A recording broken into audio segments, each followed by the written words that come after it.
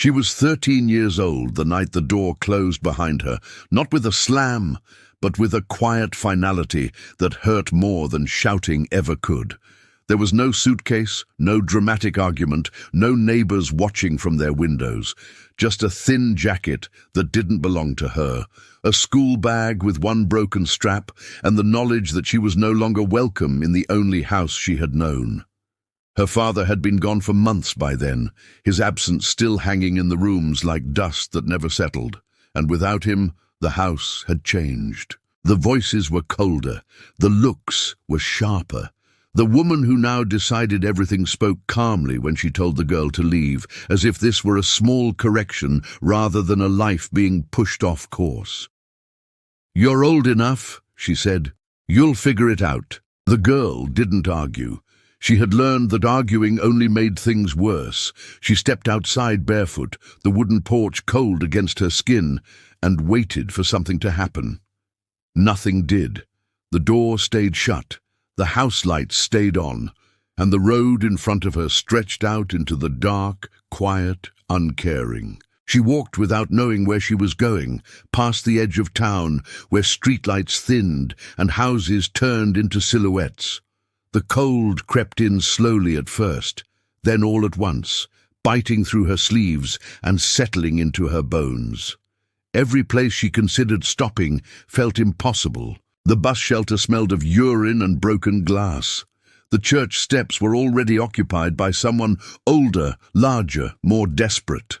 A closed shop had an alarm that chirped when she leaned too close. Each rejection added a little more weight to her chest, until even breathing felt like work. She kept moving, because stopping meant thinking, and thinking meant fear. By the time she reached the old mining road, her legs were numb, and her hands had turned stiff and red. The mine had been abandoned for years, sealed off with warning signs and rusted fencing, the kind of place parents pointed to when telling children where not to go. Everyone said it was dangerous. Everyone said people disappeared there. But no one was standing guard. No one was there to tell her to leave. The entrance wasn't deep, just a shallow cut into the rock, where the ground dipped inward before collapsing further down. She didn't go far. She didn't dare. She stayed near the mouth, where faint moonlight still touched the stone, where the air felt heavy, but strangely still. The wind that had chased her all night stopped at the edge, as if unwilling to follow her inside. She crouched at first, hugging her knees, listening to every drip of water, every distant crack in the rock. Fear came in waves, sharp and breathless, but exhaustion pressed harder. She slid down against the stone and pulled her jacket tight, expecting the cold to finish what the night had started. Instead, something unexpected happened. The ground beneath her was not frozen. The air did not bite. It was damp and uncomfortable, but it was steady. The kind of steady she hadn't felt since her father was alive, since nights ended with blankets and the sound of someone moving in the next room. She didn't sleep so much as fade in and out, jolting awake at every noise, convinced each sound meant the end. Morning came quietly.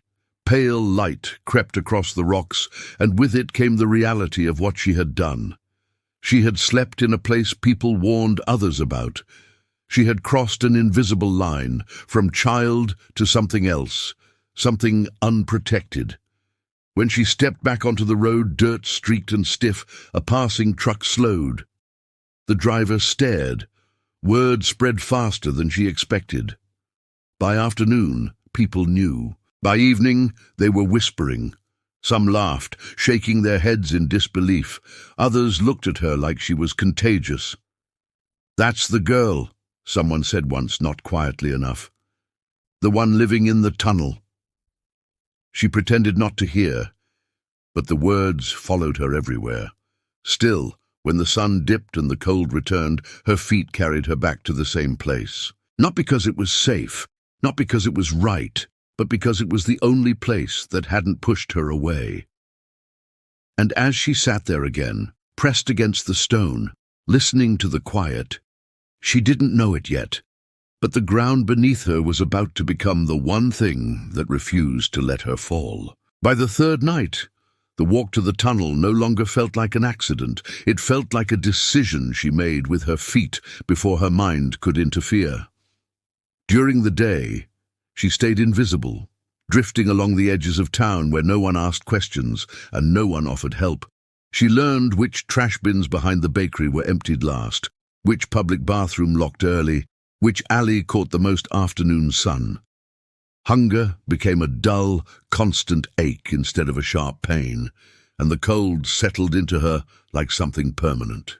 People had started to recognize her now, not by name, but by presence. They noticed the dirt on her shoes, the way she never stayed long, the direction she walked when evening came. No one stopped her. Some watched with curiosity, others with quiet relief that it wasn't their problem. The mine road became familiar in a way nothing else did. The gravel shifted under her steps in predictable patterns. The rusted warning sign creaked when the wind changed direction. Even the smell of damp stone felt less hostile than the open air. Inside, she began to notice things she hadn't on that first terrified night. The way the rock curved inward, blocking most of the wind. The steady drip from somewhere deep in the dark, slow and patient. The ground, though hard, was dry enough near the entrance that her clothes didn't soak through. She dragged a piece of broken plywood she found by the roadside and leaned it against the rock to create a shallow barrier. It wasn't much, but it gave her something she hadn't had since being thrown out: control. Each small adjustment made the space feel less like a hiding place and more like something she understood. People stopped whispering and started commenting openly. Children snickered when they passed her during the day. A group of older boys threw a stone once, laughing when it bounced harmlessly near her feet. "Careful," one of them joked. "She might crawl back underground." The name stuck. Tunnel Girl. She heard it enough times that it began to lose its sting, replaced by a strange numbness. Being mocked was better than being noticed too closely. Being a joke meant people didn't look for reasons to chase her away. She kept her head down and said nothing, because silence was safer than explaining how easily a person could disappear when no one claimed them. As the days shortened, the weather turned sharper. Frost appeared on the grass each morning, white and brittle, crunching underfoot. Inside the tunnel, the air stayed the same, not warm, not comfortable, but unchanged. She noticed it without fully understanding it, the way you notice something you don't yet have words for. Nights outside were punishing. Nights inside were survivable. She began saving scraps of cardboard, stuffing them into her sleeves, lining the stone behind her back. A torn plastic sheet became a makeshift ground cover. None of it should have worked, but it did. The ground held a quiet steadiness, as if it had been waiting longer than she had. Once late in the evening, she heard voices near the entrance. Flashlights cut through the dark, beams jittery and unsure. She pressed herself flat against the rock, heart pounding, convinced this was the moment she would be forced out again. But the voices stayed outside.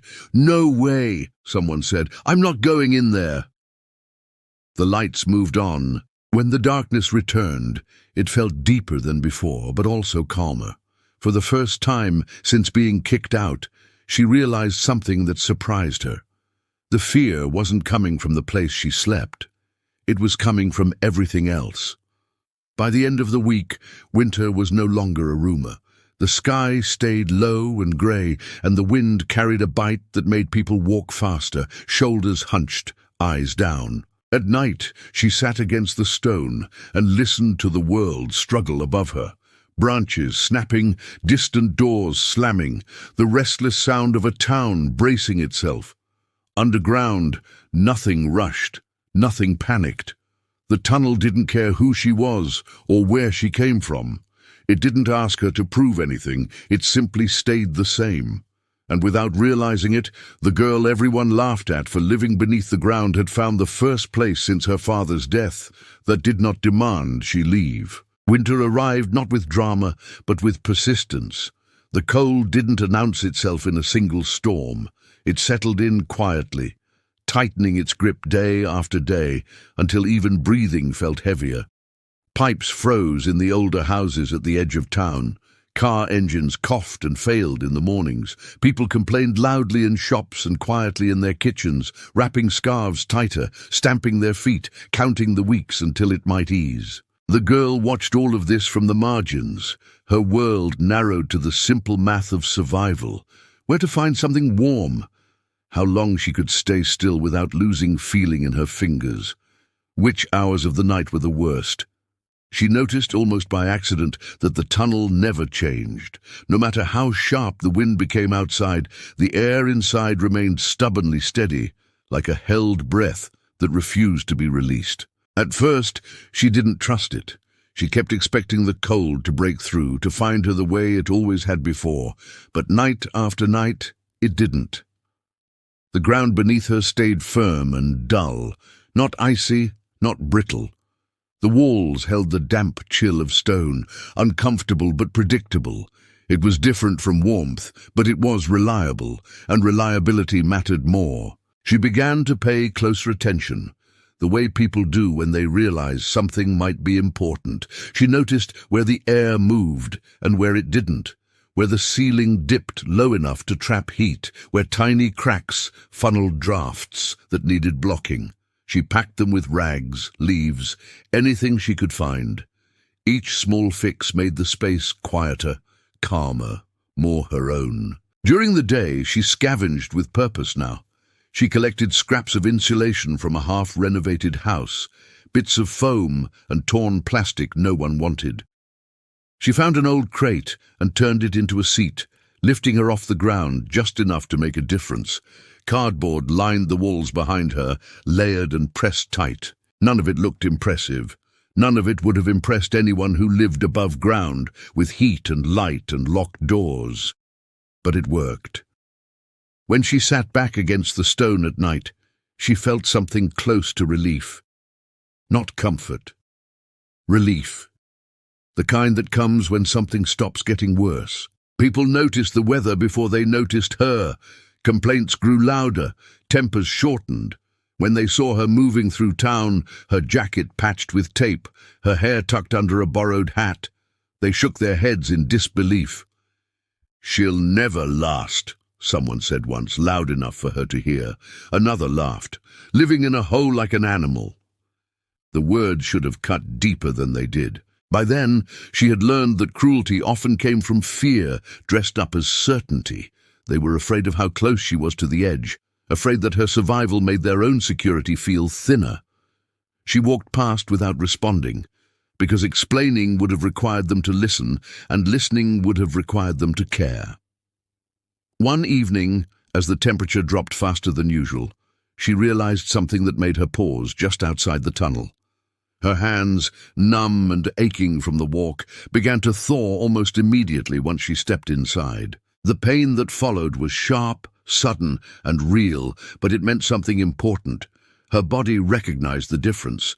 The tunnel wasn't just less cold, it was stable.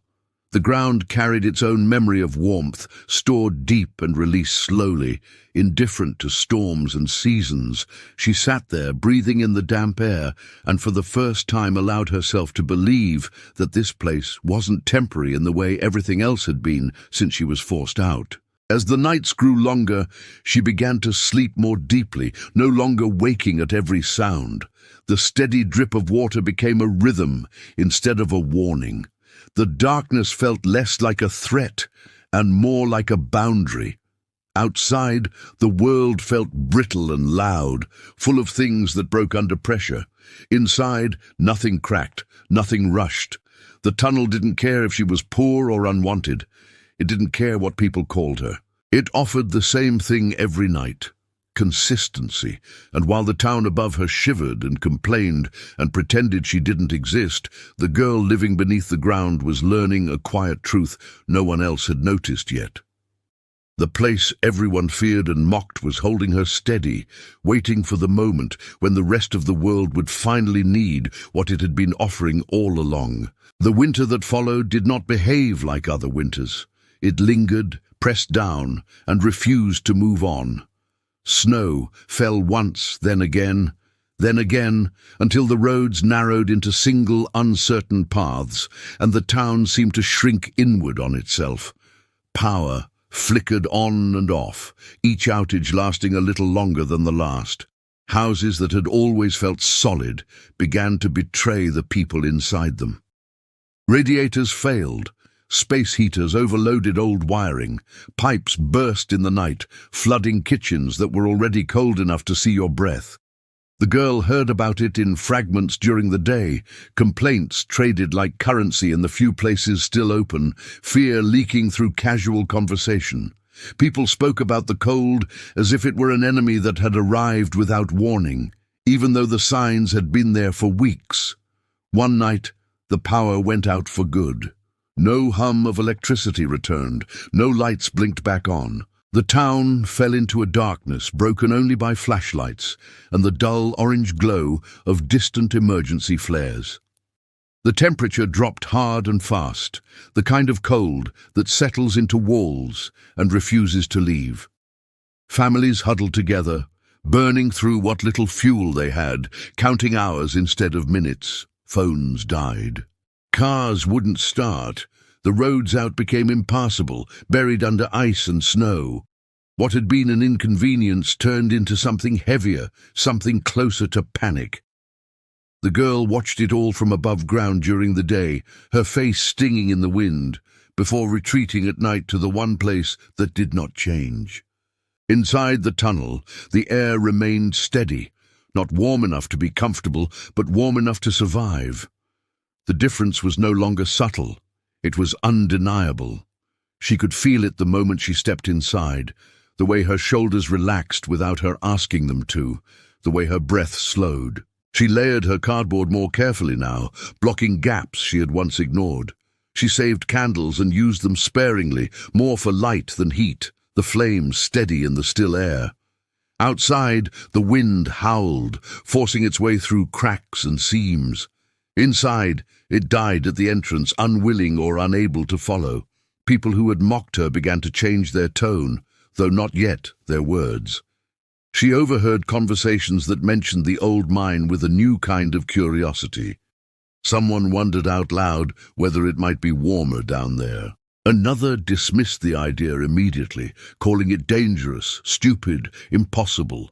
Fear kept them where they were, shivering in houses that no longer protected them. The girl listened without commenting. She had learned that knowing something before others often meant being alone with it.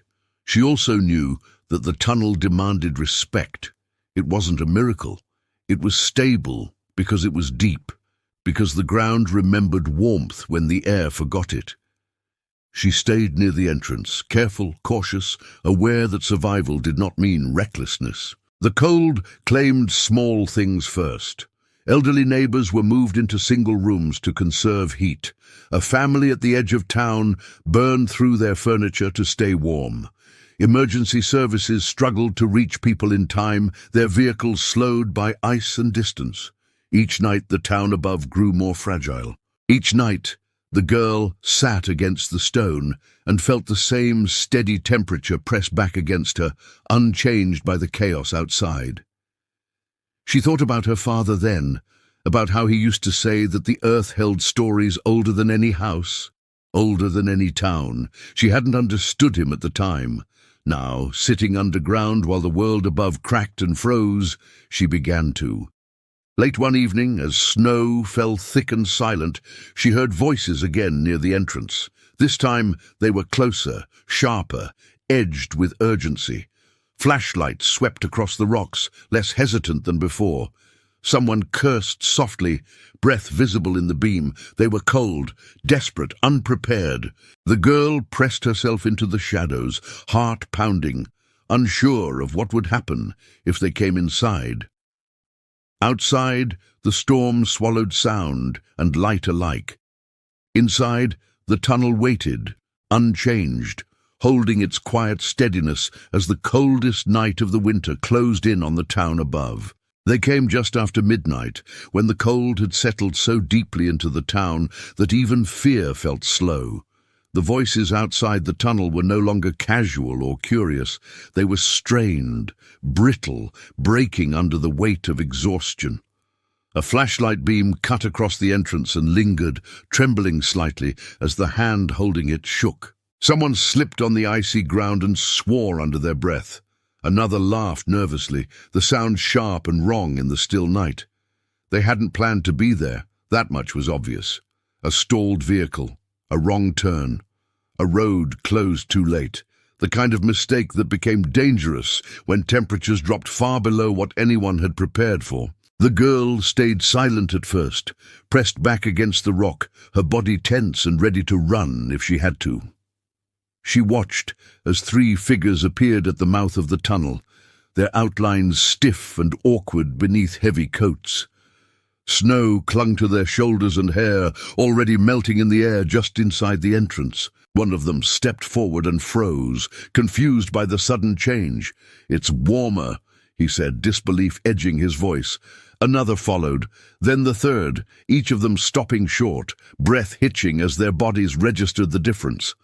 None of them spoke for a moment. They just stood there, letting the cold drain out of their hands, their faces, their bones. When they finally noticed her, the reaction was immediate and unmistakable. Surprise, then shame. One of them recognized her at once. She saw it in his eyes before he said anything. "You," he muttered, not unkindly, but not comfortably either. She didn't respond. She didn't need to. The tunnel answered for her. The steady air, the blocked drafts, the small, careful signs of habitation told a story no explanation could improve. They understood all at once what she had known for weeks and what they had refused to consider until desperation forced their hand. They didn't ask her to leave. They didn't laugh. They stood there awkwardly, unsure of what they were allowed to do, how much space they were entitled to in a place they had once mocked from a distance. She shifted slightly, moving her crate aside, making room without speaking. It was a small gesture, but it changed everything. They sat against the stone, shoulders slumped, their bravado drained away by the simple fact of survival. One of them started to cry quietly, the sound swallowed by the damp walls. Another stared at the ground, shaking his head as if trying to understand how he had missed something so obvious. Hours passed. Outside, the storm continued, merciless and loud. Inside, time slowed to the rhythm of breath and dripping water. They spoke in low voices now, trading fragments of what had gone wrong. The power outage that lasted too long, the heating system that failed without warning, the decision to try to reach help that turned into a fight against the cold. Every sentence carried the same unspoken truth. If they hadn't found this place, if they hadn't followed the road far enough to see the warning signs they used to joke about, they might not have made it through the night. When dawn finally crept in, pale and exhausted, they stepped back out into the cold with a different posture than the one they had arrived with. Slower, quieter, humbled. One of them turned back before leaving and looked at the girl, really looked at her, as if seeing her for the first time. "You saved us," he said, voice rough. She didn't correct him. She knew it wasn't entirely true. The ground had done the saving. She had only listened. By evening, the story had begun to spread, not as a joke this time, but as a confession. People talked about the tunnel with a new tone, careful and uneasy. They spoke about the girl who lived there in lowered voices, no longer mocking, no longer sure of themselves. And as the cold tightened its grip on the town once more, the place everyone had dismissed as a symbol of failure had revealed itself for what it truly was. A refuge, a quiet, unyielding answer to a winter that had finally gone too far. The change did not happen all at once. It crept in slowly, the way real shifts always do, carried on uneasy conversations and second-hand stories. People spoke about the tunnel in grocery lines and at gas stations that could no longer sell fuel, lowering their voices, as if the ground itself might be listening. The laughter was gone now. In its place was something harder to name, respect mixed with embarrassment, curiosity tangled with guilt. When they mentioned the girl, they no longer called her names. They called her the one who knows it, as if knowledge itself had become a kind of authority. By the next night, more people came, not in groups, not boldly, but carefully, as if approaching something sacred or dangerous. They stopped at the entrance, waiting, uncertain whether they were allowed to step inside. The girl watched from her place near the wall, her body tense, every instinct sharpened by weeks of being pushed away. She expected demands. She expected someone to tell her it was time to move on, that authorities would handle things now. Instead, they asked questions. How deep is it? Does the ceiling drip? Where does the wind come in? She answered only what she knew, no more, no less. The tunnel did not belong to her, but the understanding of it did, and that was something no one could take without listening. Soon, people from the town's emergency services arrived, moving cautiously, their breath fogging the air as they tested the temperature difference for themselves. They brought instruments, flashlights steadier than the ones before, voices trained to sound calm even when things were not. They confirmed what the girl had learned through trial and error. The ground temperature was stable. The collapse deeper inside created a natural barrier. Near the entrance, the structure was sound enough for short-term shelter. It wasn't ideal. It wasn't safe forever. But in a winter like this, it was better than the alternatives. Better than freezing in houses that had lost their defenses. Better than the open road. They didn't ask her to leave. Not yet. Instead, they asked her to show them where she slept, where the drafts came from, where the ground stayed driest.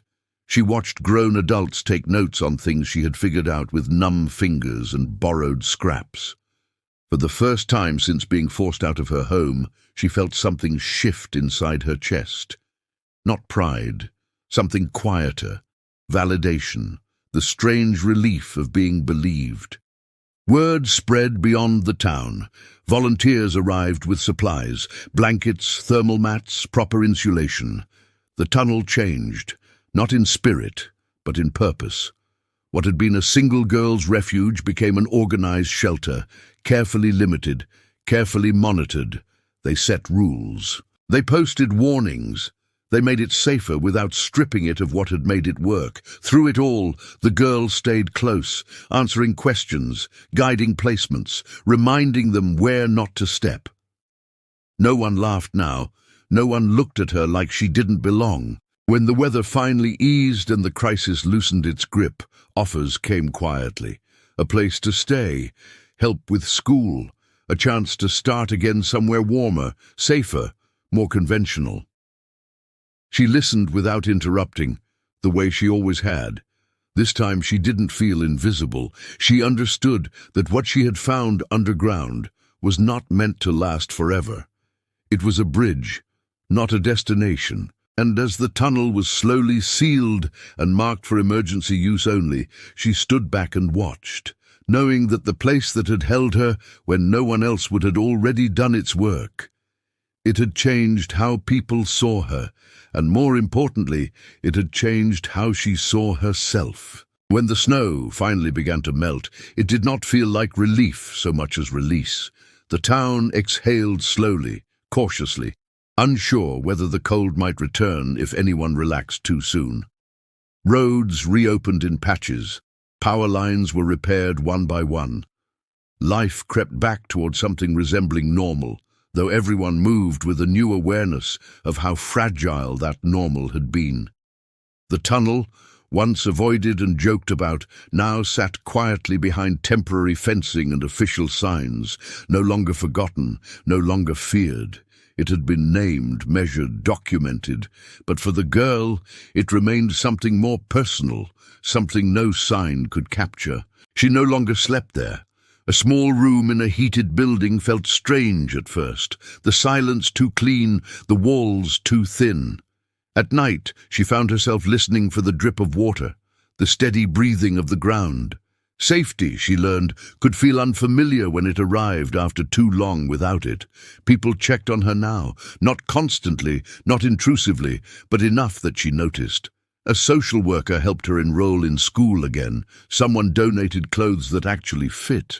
These were practical things, ordinary things, yet each one landed with weight, because they came after a season in which she had learned not to expect anything at all. The town began work on what they called a contingency shelter, a formal plan built around the same principles the girl had discovered by necessity. Engineers spoke about thermal stability and natural insulation. Officials talked about emergency preparedness and future winters. Few mentioned the night when 3 half-frozen people had stumbled into a place they once dismissed. Fewer still spoke about the 13-year-old who had lived there long before it was acceptable to do so. But she noticed who avoided her eyes and who met them directly. She understood the difference now. Sometimes she walked past the mine road during the day, stopping just short of the entrance. The wind moved differently there, no longer chasing her, no longer pushing her forward. She remembered the first night, the fear that had pressed against her ribs, the way the ground had felt solid when everything else had fallen away. She did not feel anger toward the people who had laughed. Anger required energy she no longer wanted to spend. What she felt instead was a quiet certainty. She had survived something that did not leave visible marks.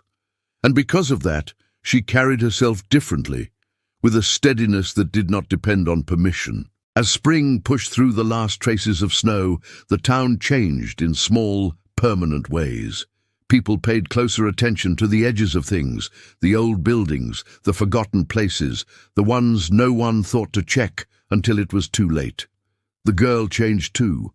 She spoke more when it mattered. She listened less to voices that tried to shrink her. The ground that had held her through the worst winter of her life did not follow her into the future, but its lesson did. Stability, she had learned, could come from the most unlikely places, and sometimes the very thing people mocked was the thing that would carry you through when everything else failed. Years later, when people spoke about that winter, they usually framed it as a lesson about preparation, about infrastructure, about how close the town had come to something worse. They talked about frozen pipes and power failures, about emergency plans that should have existed sooner. Very few mentioned the girl directly. Time has a way of smoothing stories until they feel safer, more distant, easier to explain. But the ground still remembered, and so did she. She did not become famous. There were no interviews, no headlines, no sudden transformation that made everything simple. Her life moved forward in quiet steps. Education finished later than planned, work taken where it could be found. A small place of her own that she paid for carefully, month by month. What stayed with her was not the hardship itself, but the knowledge it left behind. She understood now how easily people trusted structures without questioning whether they would hold, how quickly comfort could disappear, how survival often depended not on strength or luck, but on noticing what others overlooked. Sometimes, when she walked on cold mornings and felt the chill bite at her hands, she thought about the steady air underground, the way the earth had held its temperature, while the world above panicked and cracked. She remembered the night strangers had stumbled into her shelter and how the tunnel had accepted them without judgment, just as it had accepted her. The ground had not asked who deserved safety. It had simply offered it to anyone who listened. The town changed in subtle ways after that winter. Emergency shelters were planned earlier. Forgotten spaces were inspected instead of ignored. People spoke a little more carefully before laughing at someone who lived differently, not because they were kinder by nature, but because they had learned something the hard way. They had learned that survival does not always look respectable, and that wisdom does not always come from places that feel comfortable. For the girl, the lesson was simpler and heavier. She had been thrown out, dismissed, reduced to a rumor and a joke. Yet when everything else failed, it was the thing everyone feared, the dark, the earth, the abandoned, that kept her alive. She carried that truth with her, not as bitterness, but as strength. The ground had saved her when people would not.